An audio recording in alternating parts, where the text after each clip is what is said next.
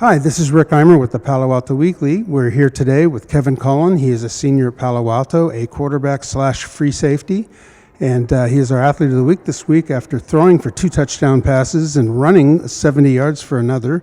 And then he also played defense, where he probably led the team in tackles. This is according to the coach. And I know you either caused or recovered a fumble too. And they beat. This was the first round of the CCS playoffs, and they beat Palma.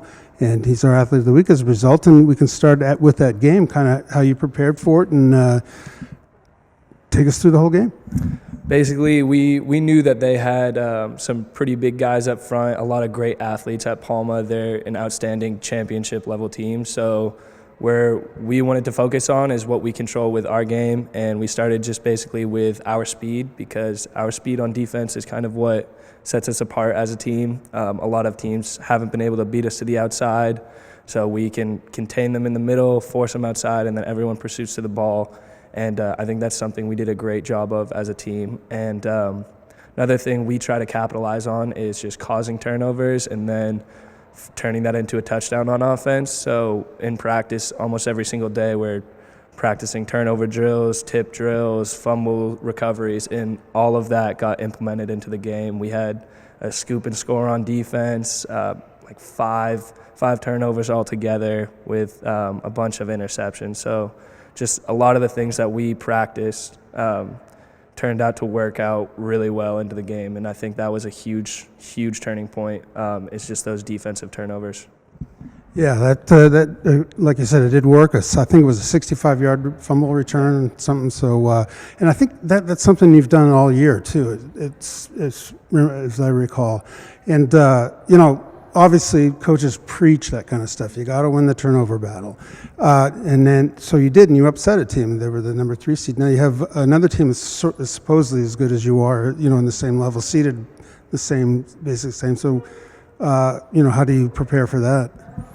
Oak Grove has a lot of athletes on both sides of the ball, just like Palma did. So I think, once again, we're just trying to focus on our game, figure out what we can do, not focus on how good they are as a team and what they are going to do to us. We just need to focus on how we can improve our game, fix the mistakes we made last week, and like I said earlier, just capitalize on the opportunities we're given, cause those turnovers, and turn them into touchdowns. Great. Now, at the beginning of the season, I hear that you were actually going to be the starting quarterback, and you actually went to the coach. How did that, just tell us the story. Well, I was basically planning all season to be the quarterback. I was hoping to be able to play both ways, and there's no way you can really prepare to play both ways in a game. That first St. Ignatius game was a testament to that. I mean, I was exhausted trying to split myself on defense and offense. So Coach came to me and said that I should decide whether I want to play defense or whether I want to play offense. And we basically kind of weighed out the options to see what would be best for the team. And we thought that Danny is an excellent athlete in that he could step up and take this leadership role and take this team a long ways with his athletic ability. So we thought it would be best if I took the defensive side of the ball and Danny took over as a sophomore, which he's done a great job of. So obviously that worked out with the quarterback situation. Now I have to ask you, would you rather get hit as a quarterback or do the hitting as a free safety?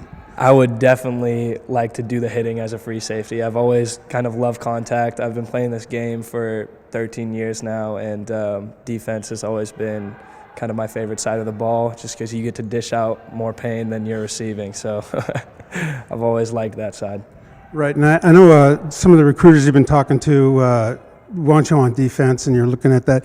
One of the things that's very interesting is the recruiting process itself. Is if you can't possibly do it in one word, but maybe in a few words, what does it feel like?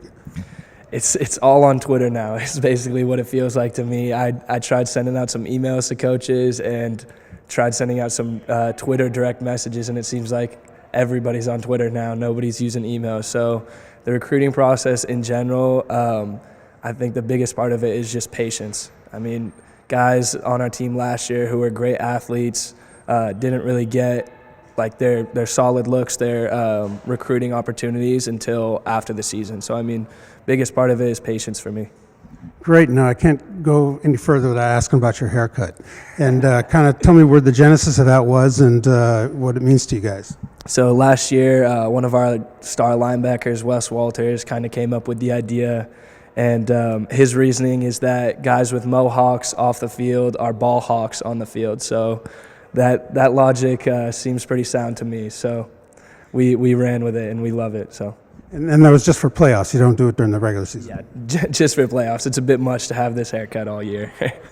Right. You don't want to go to the prom like that, in other words. Definitely not. All right. So we've been talking with Kevin Cullen. He's our Athlete of the Week this week, and congratulations. Thank you. Thank you so much. And if you want to find out about next week's Athlete of the Week, press that subscribe button down below or visit us at pasportsonline.com.